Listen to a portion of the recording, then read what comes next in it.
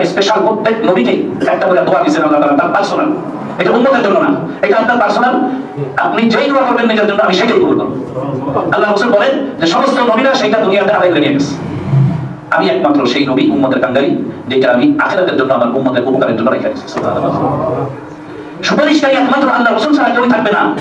আদম থেকে নিয়ে সমস্ত নবী রাসূলের কাছে সবাই ফিল করবে। বহু ঘটনা শুনছেন আপনারা।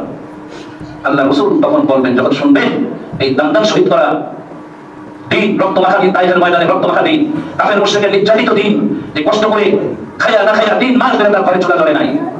রাসূল যখন ইন্তেকাল করেন, আয়েশা রাদিয়াল্লাহু তাআলা আনহা বলেন যে আমাদের ঘরে এতটুকু তেল নাই, বাতি জ্বালানো তো দূরের কথা, ওই জৈতুনের তেল দিয়ে যে আমরা রুটি খাবো এতটুকু বস্তুও ছিল না। তাদের জন্য বেড়ে গেছেন এটা আমাদের। সেই রাসূল যদি ফেরেশতাদের কথা শুনে বলে সুবহান সুবহান লিমান গায়্যারা বাদি, দূর হও যারা আমার পরে আমার দিনের মধ্যে পরিবর্তন করেছো, উপায় নাই।